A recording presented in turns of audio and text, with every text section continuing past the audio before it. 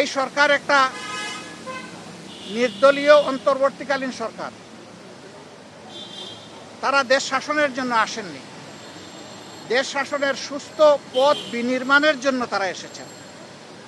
তাদের কাজ হচ্ছে জাতির সামনে যা জাতি বঞ্চিত ছিল পরপর 3টা নির্বাচনে, জাতির সামনে একটা গ্রহণযোগ্য সুষ্ঠু এবং শান্তিপূর্ণ নির্বাচন উপহার দেওয়ার পরিবেশ তৈরি করা। এই জন্য কিছু মৌলিক বিষয়ে তাদেরকে সংস্কার করতেই হবে।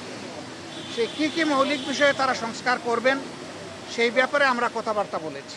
একটা রোডম্যাপ হবে সংস্কারের, আর একটা রোডম্যাপ হবে নির্বাচনের। সংস্কারটা সফল হলেই নির্বাচনটা সফল হবে। এই জন্য 2টি বিষয়ের উপরে আমরা গুরুত্ব দিয়েছি এবং তাদের সাথে আমাদের আরও ডায়ালগ হবে। জনগণের বিশাল প্রত্যাশা আপনাদের কাছে, এই প্রত্যাশার সময়টা টেনে আমরা লম্বা করব না।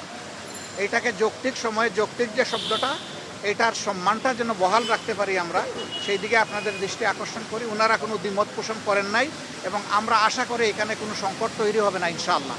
দেশের চলমান আইন শৃঙ্খলা পরিস্থিতি নিয়ে এখানে কথা হয়েছে এবং এই ক্ষেত্রে জনগণ আর বর্তমান সরকার একসাথে কিভাবে পারস্পরিক সহযোগিতার মাধ্যমে আইন শৃঙ্খলা পরিস্থিতির আরও উন্নয়ন সাধন করতে পারে এবং সকল ধরনের ষড়যন্ত্রের বিরুদ্ধে জাতিকে ঐক্যবদ্ধ রাখতে পারে, সেই বিষয়গুলো নিয়ে আমাদের এখানে কথাবার্তা হয়েছে।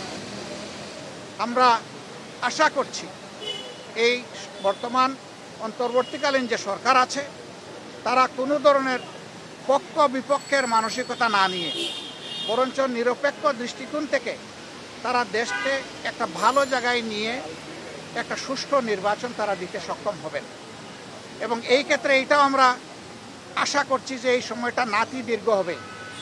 আমরা শুরু থেকে বলে আসছিলাম সংস্কারের জন্য সরকারকে আমরা যৌক্তিক সময় দিতে চাই।